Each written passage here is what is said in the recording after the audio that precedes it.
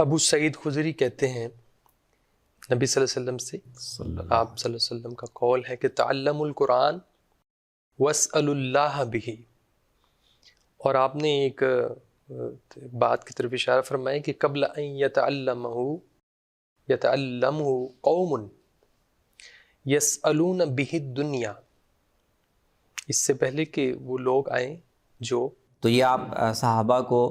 سکھا بھی رہے ہیں اور ایک یعنی پیشن گوئی بھی کر رہے ہیں کہ تم قرآن کو سیکھو اور اس کے ذریعے سے مانگنا تو اللہ سے مانگو، کیونکہ جلد تمہارے بعد ایسے لوگ آئیں گے کہ جو قرآن سیکھیں گے، لیکن ان کے پیش نظر یہ ہوگا کہ اچھا مسلمانوں کے معاشرے میں قرآن کے قاریوں کی، قرآن جاننے والوں کی بڑی قدر و منزلت ہے، ضرورت ہے، تو چلو اس کو ہم ایک اپنا پروفیشن بناتے ہیں۔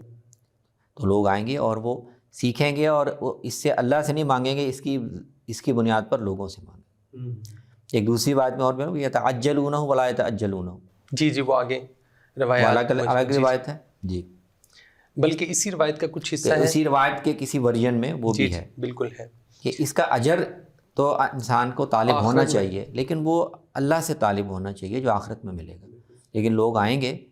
اور وہ اس کا اجر چاہیں گے کہ دنیا میں مل جائے، جلد مل جائے، وہ اس کو مؤخر نہیں کریں گے قیامت تک کے لیے۔ اور آپ نے جب یہ فرمایا کہ قوم آئے گی جو دنیا مانگے گی، تو ساتھ ہی فرمایا کہ فِنَّ الْقُرْآنَ يَتَعَلَّمُهُ ثَلَاثَةُ نَفَرٍ رَجُلٌ يُبَاهِي بِهِ وَرَجُلٌ يَسْتَأْكِلُ بِهِ وَرَجُلٌ يَقْرَؤُهُ لِلَّهِ، یعنی تین قسم کے لوگ۔ تو تین آپ نے محرک بیان کر دیے، جیسے آپ اور اعمال کے بارے میں بھی، شہید کے بارے میں آپ نے جی بالکل، اور دوسرے ان کے بارے سخی اور اس طرح ایک خالص دینی عمل قرآن کو سیکھنے کا، اس کے بھی محرکات مختلف ہو سکتے ہیں۔ میں ایک آدمی وہ ہے جو اس لیے سیکھے کہ لیباہی بھی، تاکہ وہ لوگوں میں قرآن کا عالم کہلائے، قاری کہلائے، اور اس سے وہی جاہ والا، جی وہی اس کی اپنی تسکین ہو جاہ کی، اور لوگوں کی نظروں میں اس کا ایک سٹیٹس بن جائے۔ اس لیے بھی لوگ سیکھیں گے، اور اس لیے بھی کچھ لوگ سیکھیں گے کہ اس کے ذریعے سے ہم روزی روٹی کا مسئلہ حل ہو جائے گا، تو اس لیے سیکھتے ہیں کہ قرآن پڑھ کے ہمیں